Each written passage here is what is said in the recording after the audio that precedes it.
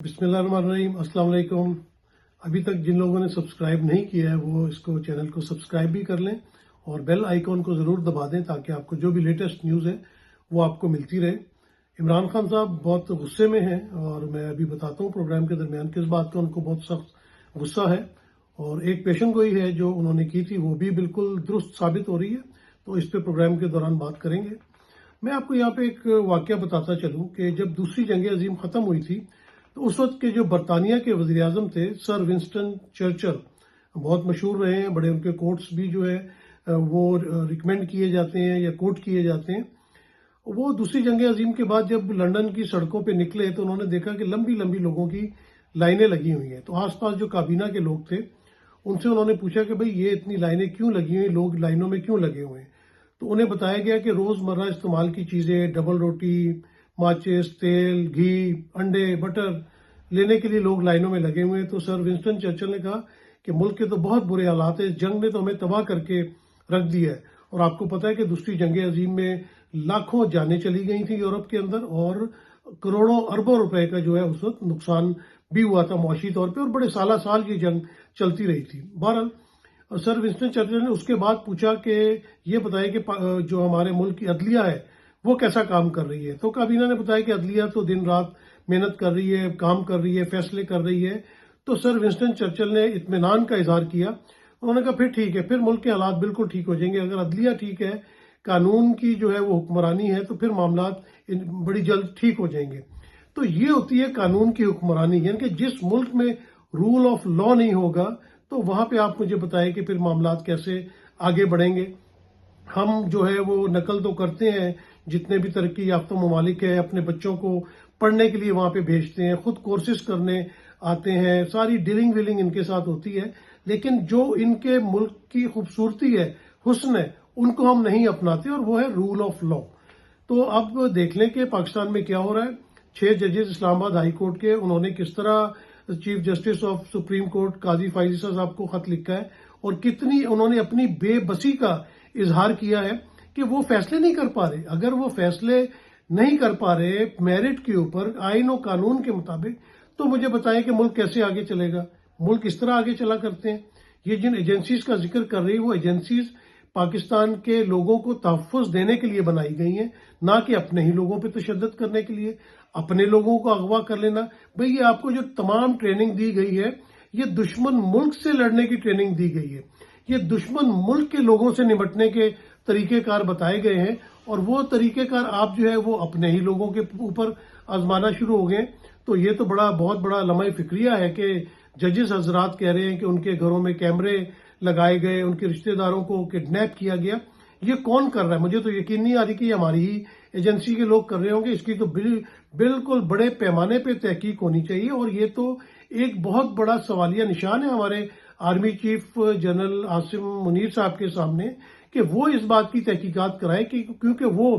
पाकिस्तान के सिपाही सलार हैं, सब लोग बड़ी इज्जत की निगाह से उनको देखते हैं, उनसी बड़ी उम्मीदें कायम हैं। उन्होंने पूरे मुल्क को दहशतगर्दी से बचाते हैं, फौज पूरे पाकिस्तान की हिफाजत फरमाती है, और जब उनके मातहत इतनी बड़ी एजेंसी के ऊपर इस किस्म के इल्जामात लगाए जाएं तो मेरे ख्याल से फौरी तौर पे ISPR की तरफ से कोई ना कोई बयान आना चाहिए था और इस बात की तहकीक जरूर होनी चाहिए।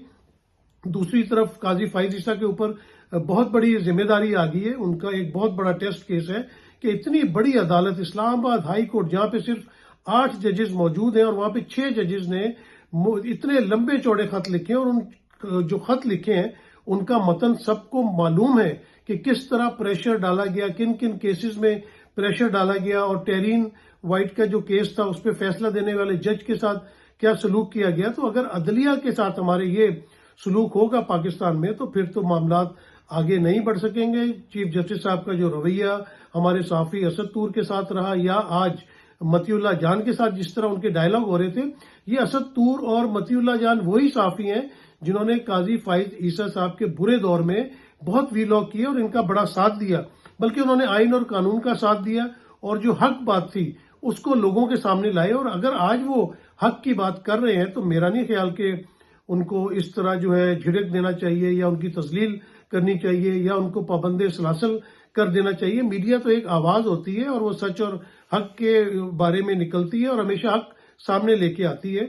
تو جو میں عمران خان صاحب کی پیشن گوئی کی بات کر رہا تھا، وہ عمران خان صاحب آپ کو یاد ہوگا کہ جب وہ عدالتوں میں آتے تھے تو وہ مسکراتے تھے، اپنی مخصوص مسکراہٹ جسے دیکھ کے دنیا کے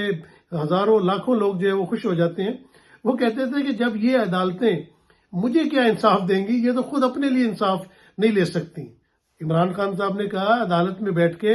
کہ یہ مجھے کیا انصاف دیں گے، یہ تو خود اپنے لیے انصاف یہ ججز نہیں لے سکتے۔ تو ان کی بات درست تھی اور ان کی تمام باتیں درست ہو رہی ہیں۔ انہوں نے جتنی باتیں آج تک ہمیں بتائی ہیں وہ سب درست ہوتی چلی جا رہی ہیں۔ تو یہ آپ دیکھیں کہ میں اکثر ایک بات کیا کرتا تھا الیکشن کے بعد سے، یہ جو 8 فروری 2024 کے فارم 45 اور 47 والے الیکشن ہیں، کہ سلمان اکرم راجہ جیسا ایک پڑھا لکھا بندہ جو لیکچرز بھی دیتا ہے، جس کی بیگم صاحبہ بھی ایک پڑھی لکھی خاتون ہے، وہ بھی لیکچرز دیتی ہیں، ایک کیا کرتے ہیں نامور وکیل ہے، ایک پائے کے وکیل ہے، سپریم کورٹ تک میں پریکٹس کرتے ہیں جو کہ پاکستان کی سب سے بڑی کورٹ ہے، وہ اگر اپنے لیے انصاف لینے کے لیے در در پھر رہے ہیں، لطیف کھوسہ جیسے کو انصاف نہیں مل رہا اور ان کو پکڑ کے اٹھا کے جو پولیس کی گاڑی میں پھینک دیا جاتا ہے، تو وہاں پہ یہ عام عوام کیا گاجر مولی، یہ ان کی کیا اوقات ہے۔ تو دوسری طرف اب معاملہ یعنی کہ سلمان اکرم راجہ، لطیف کھوسہ، اعجاز بٹر ادھر سے نکل کے معاملہ 6 ججز پہ پہنچ گیا، جو 6 ججز اپنے لیے انصاف نہیں لے پا رہے، اور وہ کبھی اسلام آباد ہائی کورٹ کے چیف جسٹس سے بات کرتے ہیں، ان کو خط لکھتے ہیں، وہ ان کی سنوائی نہیں کرتے، پھر اپنے سابق جو چیف جسٹس تھے سپریم کورٹ کے عطا عمر بندیال، ان سے ریکویسٹ کرتے ہیں، ان کے پاس کوئی حل نہیں نکلتا، وہ ان کی مدد نہیں کر پاتے۔ اب موجودہ چیف جسٹس سے وہ رو کے التجا کر رہے ہیں کہ کسی طرح سے جو ہے وہ ہمارا معاملہ جو ہے وہ سارٹ آؤٹ کرائے، ہمارے پر تو بہت زیادہ پریشر ہے، ہماری فیملیز پہ پریشر ہے، ہمارے پہ پریشر ہے، ہم کیسے فیصلے کریں گے۔ اور بابا فیصلے ایسے نہیں ہوتے، فیصلے تو ثبوتوں پہ گواہان پہ ہوتے ہیں۔ آپ نے صرف عمران خان کے خلاف فیصلے کروانے کے لیے جو ہے پورے ملک کا نظام تہس نہس کر دیا ہے، تہو بالا کر دیا ہے، پی ٹی آئی کو صرف توڑنے کے لیے۔ مطلب آپ کیا ایک سیاسی جماعت بن گئے ہوئے ہیں یا سیاسی جماعت کے اعلی کار بن گئے ہوئے ہیں؟ اور ججز جو ہیں وہ اب دیکھیں کیا چیف جسٹس صاحب کرتے ہیں، کیونکہ مجھے تو نہیں ایک بات سمجھ آتی کہ جو آپ کی جوڈیشل کونسل ہے اس کے سربراہ بھی چیف جسٹس ہوتے ہیں، ویسے بھی چیف جسٹس ہوتے ہیں، تو چیف جسٹس ہی اگر ہر جگہ بیٹھے ہوں گے اور وہ بلے کی طرح فیصلے کر رہے ہوں گے، یا انٹرا کورٹ اپیلیں جس طرح ہوئی تھیں ان کے بارے میں جس طرح انہوں نے فیصلہ کیا، تو پھر انصاف کدھر سے آئے گا؟ میرے خیال سے یہ تمام معاملات جو ہیں یہ ان کو ری وزٹ کرنے کی ضرورت ہے، تاکہ جس طرح آپ انصاف لینے کہیں جاتے ہیں تو اگر آپ کو پتا ہو کہ یہاں سے انصاف نہیں ملے گا تو پھر دنیا کدھر جائے گی؟ اگر اس ملک میں رول آف لا نہیں ہوگا تو ہم تو بہت پیچھے چلتے چلے جائیں گے۔ آپ معیشت درست کرنے کی بات کر رہے ہیں، آپ تو پاکستان کو پیچھے پھینکنے کی بات کر رہے ہیں۔ جس ملک میں قانون کے نام کی کوئی چیز نہیں ہوتی وہ جنگل بن جاتا ہے، تبھی کہا جاتا ہے کہ یہ جنگل کا قانون ہے، جہاں جانور ہوتے ہیں اور وہاں ایک دوسرے کو چیر پھاڑ کے کھا رہے ہوتے ہیں۔ تو خدا کے واسطے پاکستان کے ساتھ ایسا سلوک نہ کیا جائے۔ عمران خان صاحب کے غصے کی میں بات کر رہا تھا۔ عمران خان صاحب کے پاس بہت سارے پیغام لے کے جائے جاتے ہیں، الیکشن سے پہلے بھی لے کے گئے، الیکشن کے بعد بھی جا رہے ہیں، لیکن اب وہ اس بات پہ بہت غصے میں آ جاتے ہیں جب ان کے پاس کوئی اس قسم کا ڈیل والا معاملہ لے کے جایا جاتا ہے، کیونکہ وہ کہتے ہیں میں ڈیل کے سخت خلاف ہوں، میں اپنے بیانیے پہ کھڑا ہوں، میں اپنے بیانیے پہ کھڑا رہوں گا، میں اپنی جان دے دوں گا، لیکن میں پاکستان کے مستقبل، پاکستان کے نوجوانوں کے مستقبل کے لیے میں کبھی بھی ڈیل نہیں کروں گا۔ اور یہی وجہ ہے کہ وہ نہ تو ابھی تک ہسپتال گئے اور نہ انہوں نے اپنے لیے یا بشرا بی بی کے لیے کوئی فیسلٹی مانگی ہے۔ تو جو کوئی بھی ان کے پاس ڈیل کے لے کے جاتا ہے وہ ان سے سخت ناراض ہوتے ہیں کہ آئندہ میرے پاس اس قسم کی کوئی ڈیل لے کے نہیں آنا، میں نے کسی بات پہ کمپرومائز نہیں کرنا، مجھے میرا مینڈیٹ واپس کرو، میری قوم کی امانت جو قوم نے ووٹ ڈالا تھا وہ واپس کرو۔ اور جب تک یہ ووٹ واپس نہیں کیا جاتا، قوم کی امانت، جب تک مینڈیٹ واپس نہیں کیا جاتا، میں کسی سے کوئی بات نہیں کروں گا۔ تو یہ ہوتا ہے لیڈر، یہ ہوتا ہے لیڈر کا سٹانس۔ لیڈر ایسے نہیں بن جاتے۔ نیلسن منڈیلا نے بھی کتنے سال اس نے جیل کاٹی، لیکن جب وہ باہر نکلا تو دنیا کا نامی گرامی سیاستدان کو کہلایا گیا، اور اس کی لوگ مثالیں دیتے ہیں۔ اور ایک اور بات، آپ سب کو شیخ رشید تو بہت یاد آتے ہوں گے۔ شیخ رشید صاحب بلکہ خود بھی اس وقت جب ٹی وی یا سوشل میڈیا دیکھتے ہوں گے تو وہ مسکراتے ہوں گے، کیونکہ ان کی بات تو درست ہو گئی ہے، نون میں سے شین تو نکل آئی ہے،